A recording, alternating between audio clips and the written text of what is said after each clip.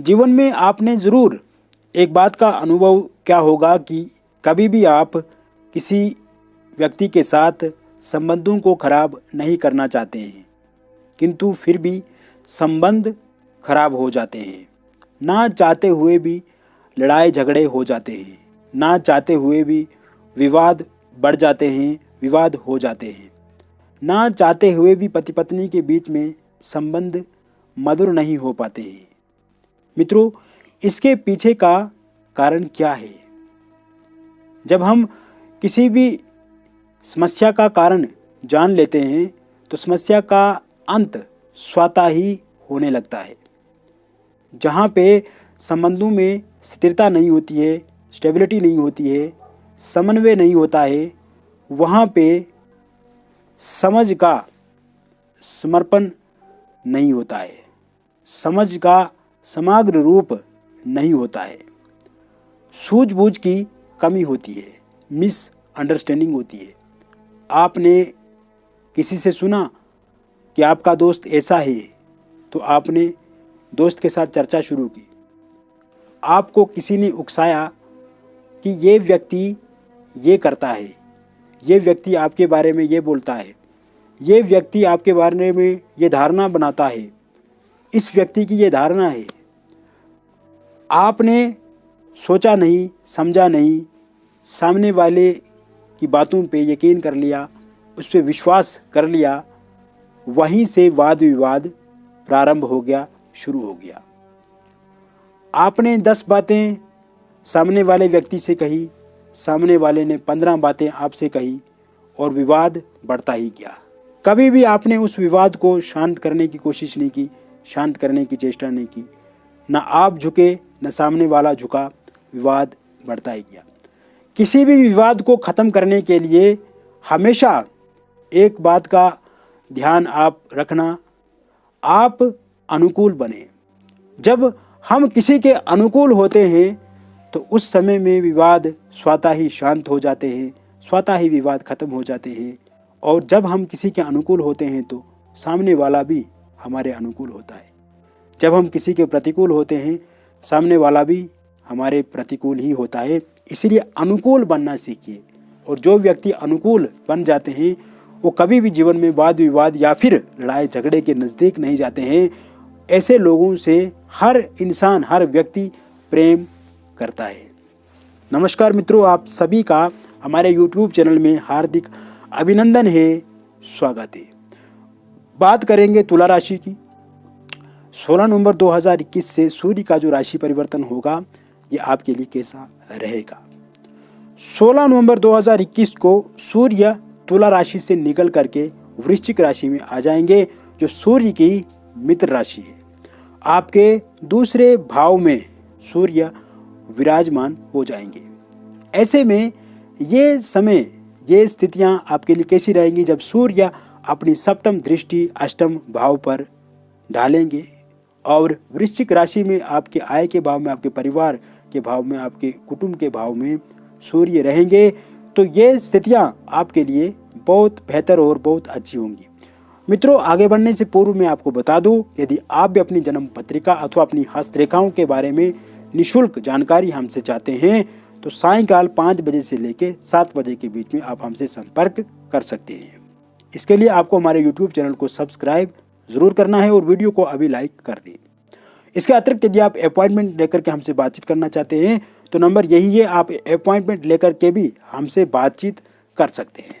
अब बात करेंगे सूर्य के लाभ की। यह समय में आपको सूर्य बहुत अधिक लाभ देंगे। सूर्य की स्थितियां मित्र राशि में रहेंगी। ऐसे में सूर्य आपकी फाइनेंशियल कंडीशन को बेहतर बनाएंगे, आपके आय को बढ़ाएंगे। आप यदि कोई नौकरी करते हैं तो उसमें प्रमोशन होने की संभावनाएं इस समय बन रही है। आपकी सैलरी बढ़ सकती है। पहले से यदि आप प्राइवेट जॉब कर रहे हैं और आगे अब गवर्नमेंट जॉब करने के इच्छुक हैं, इसके लिए आप तैयारी भी कर रहे हैं, एग्ज़ाम इत्यादि भी दिए हैं आपने, यदि उसका रिज़ल्ट, उसका परिणाम इसी महीने में या फिर दिसंबर के 16 तारीख से पहले आता है तो अधिकांश संभावनाएं ये रहेंगी कि आप उसमें सफल हो जाएं। यह समय में आपका मान सम्मान, पद प्रतिष्ठा बढ़ेगी, कोई इसमें दो राय नहीं है।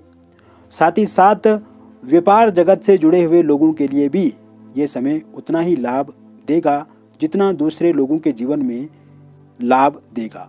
आपके व्यापार में आपको पहले से लाभ मिलेगा। व्यापार में चल रहा घाटा उसमें आप कमी देखेंगे। साथ ही साथ नए व्यापार प्रारंभ करने की भी आप सोच सकते हैं, उसमें आपको अवसर मिलेंगे, अपॉर्चुनिटीज मिलेंगी। ये समय में यदि आप विदेश से जुड़े हुए कारोबार करते हैं तो इसमें भी अधिकांश आपको पहले से अधिक लाभ मिलेगा। साथ ही साथ पार्टनरशिप के माध्यम से भी लाभ की संभावनाएं अधिक इस समय में देखी जा रही हैं। और यदि आपका पार्टनर आपको धोखा दे रहा है या उसमें कोई समस्याएं आ रही हैं तो इस समय में उन समस्याओं का भी अंत आप जरूर कर पाएंगे। साथ ही साथ मित्रों, share market, network market, stock market, real estate जैसे क्षेत्रों में पैसा निवेश यदि आप करते हैं तो ऐसी संभावनाएं बन रही हैं जो आपको वो पैसा जो आप निवेश करेंगे उसमें आपको बहुत अधिक लाभ मिल सकता है। यानी कि लाभ की संभावनाएं इस समय में ज़्यादा हैं तो आपको पैसा इन क्षेत्रों में भी लगाना चाहिए। या फिर प्रॉपर्टी से जुड़े हुए काम काज आप करते हैं तो इसमें भी लाभ की ज़्यादा संभावनाएं इस समय में देखी जा रही है। साथ ही साथ प्रॉपर्टी से जुड़े हुए जितने भी कार्य आपके ठंडे बस्ते में हैं या फिर उन कार्यों में समस्याएं आ रही हैं वो ठीक होंगी। प्रॉपर्टी आपकी बिक नहीं रही है तो वो बिकेगी।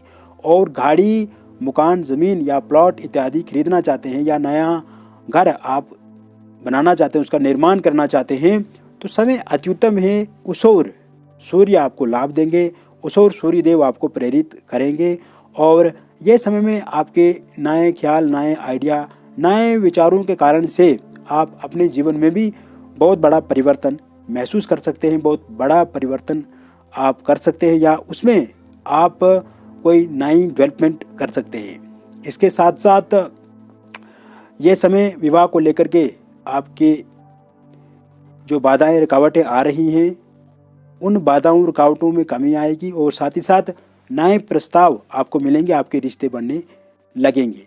प्रेम विवाह में आ रही समस्याओं का समाधान इस समय में ज़रूर होगा और समन्वय के साथ साथ संबंधों में स्थिरता भी आप देखेंगे। प्रेम विवाह को लेकर के बातचीत आपके परिवारजन के साथ हो सकती है या परिवार का कोई सदस्य आपकी बात नहीं मान रहा है या उसमें अड़चनें, बाधाएं, रुकावटें आ रही हैं तो ये समय में आप उन्हें फलीभूत होते हुए देख पाएंगे। मित्रों, इसके अलावा स्वास्थ्य की दृष्टिकोण से देखा जाए तो ये समय अत्युत्तम है, महत्वपूर्ण योग बन रहे हैं तो समय आपके अनुकूल रहेगा, लाभ बहुत ज़्यादा मिल सकता है। स्वास्थ्य आपका पहले से ठीक होगा। प्राणायाम, व्यायाम या योगा के साथ आप जुड़े रहें तो इससे भी स्वास्थ्य में आप पहले से बेहतर परिणाम देखेंगे। विद्यार्थी हो, कला क्षेत्र से जुड़े हुए लोग हैं, खेल जगत से जुड़े हुए लोग हैं या किसी भी क्षेत्र से जुड़े हुए लोग हैं, उनके लिए ये समय बहुत महत्वपूर्ण है, बहुत इम्पोर्टेंट है और इस समय में उनका परिश्रम, उनकी काम करने की गति बढ़ेगी और पहले से वो अपने जीवन में अच्छे और उत्तम परिणाम भी देखेंगे। बहुत बहुत धन्यवाद।